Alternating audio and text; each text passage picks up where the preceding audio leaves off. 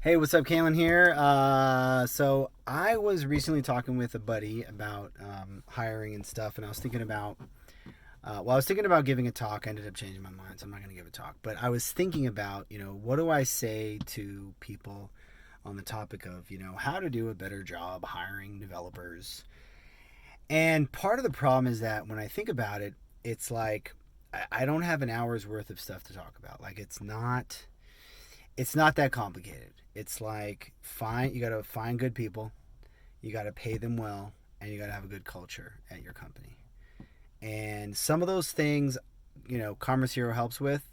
Some of those things, are complicated, right? So like finding good people, that's what I do. That's what Commerce Hero does.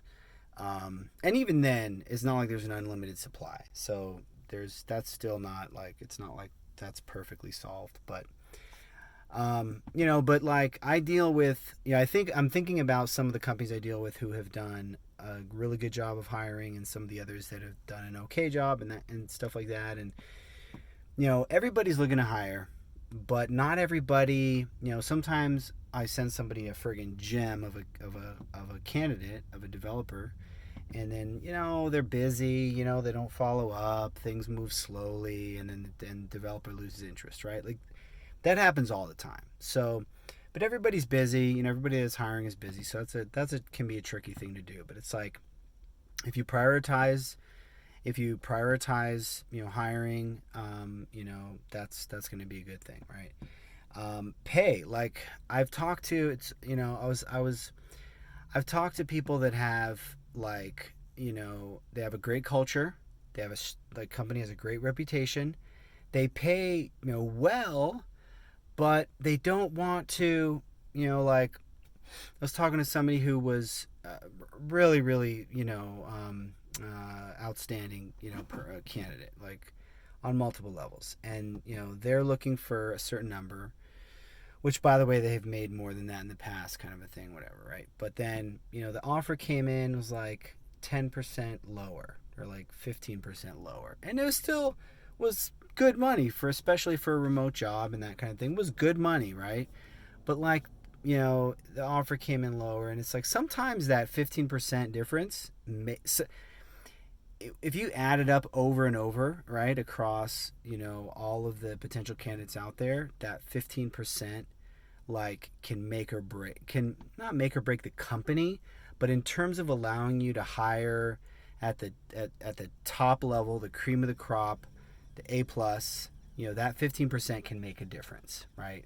And some companies feel like, well, we have a good culture, and we don't we're not going to pay a premium for those salaries, right? And like I could understand that, that, and those companies are probably already doing very well as it is, but over time, like as I see the companies that are willing to pay that little extra to give the person what they're asking for, it starts to make a big difference. I mean, like when these companies start snatching up lots and lots of really impressive talent, it really starts to make a difference.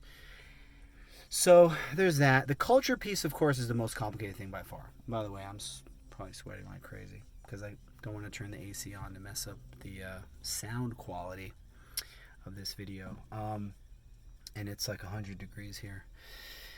Just got out of the gym here, Gold's Gym. Okay, so culture obviously is the most complicated thing, and that's not something that I can easily like. Here's steps number 1, 2, and 3 to fix your company culture and make it an exciting culture for developers to enjoy. See, I'm like sweating like crazy. Gotta turn on the AC soon. Um, so that's complicated. The one thing I will say is that I have a little bit of an intuition, spidey sense about good culture versus bad culture, or whatever along that spectrum, like red flags. And a lot of times, like whenever there's problems with a culture, there's always people that have expressed the problems. So it's not like you're looking for some brand new information that's never been released. I'm really sweating like crazy. This is getting a little bit absurd, but that's okay. Um, so, so these are things that have been said in some form or another, and I think a lot of times, I don't know, I pick things up, I hear things from lots of different people, and it kind of all swirls together, and I kind of go like, all right, I think there's something funny going on in that company and things like that. And so, how do you fix that? How do you fix your culture? It's complicated. Even if you know specific issues with your culture, changing them can be extremely complicated. Depending on the leadership and things like that.